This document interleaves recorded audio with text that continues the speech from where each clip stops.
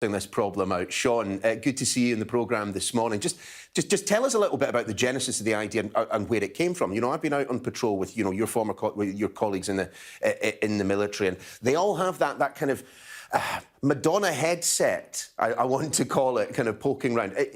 I presume that perhaps was part of the gestation of the idea. Absolutely. I mean, as an organisation, most of our work is with military organisations, security industry, and we've just adapted those solutions across actually into multiple other sectors, which we didn't realise had a problem. And we took all the skills we had as military communication specialists, firstly into conservation, and delivered great communications and command and control, and delivered huge impact into conservation. And then we were approached by Giles and asked for some advice on what we can do with our systems, and adapting them to their situation with the complexities of communicating inside PPE. So it's the same protocols and the same solution and systems that we use in the frontline military to frontline counter poaching, and now using the same systems in the NHS. So without knowing there was a need, we would have never even looked in that space. So working with Giles, understanding their requirements, and not just again, as Giles mentioned, not just inside surgeries, but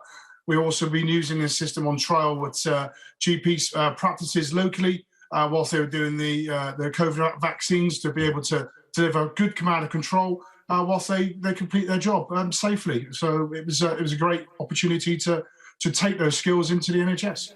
Sean, I'm assuming that it was probably not a direct port of the kit that you would be giving to security professionals to work in an urban environment, maybe working in a kind of a desert environment, jungle environment, to a clinical environment. There must have been some kind of tinkering that was necessary to make it absolutely ideal for Giles and his team. Oh, absolutely, and the system they're using at the moment, which it wouldn't work in the military environment anyway. It's you've got an opportunity where multiple people inside the theatre can actually communicate and cross over and talk over each other whilst they're actually communicating. And other elements of the team can switch channels and talk to people outside the theatre. You wouldn't be able to get away with that militarily. So there is an adaptation we have to do for this solution inside the theatre. And without Giles's input, we would probably never got there.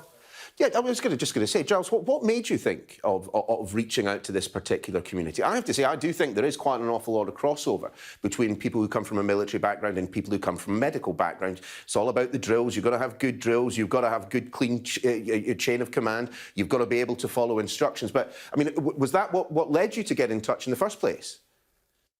Yeah, I think you're right. There's a lot of similarities between working in theatre, especially when it can be a hostile environment. And I honestly just thought to myself, well, look, who else wears respirators, has to have perfect communication in a hostile environment whilst trying to carry lots of kit?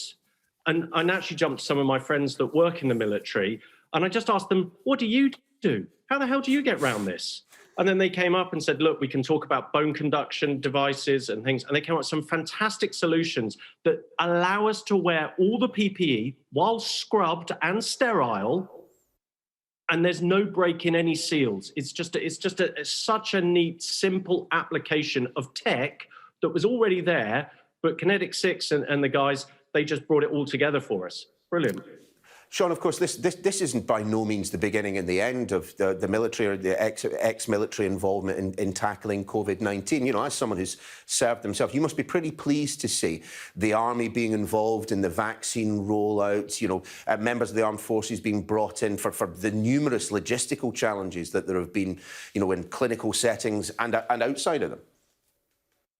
Absolutely, and I was privileged enough to get involved in a vaccination clinic over the week at multiple weekends, utilising our system and seeing actually that when you actually have the support of military and other volunteers, complete command and control of the situation and putting people's mind at rest and working together as a team has been excellent. And it's great to see the military get involved, and I hope we get involved a lot more.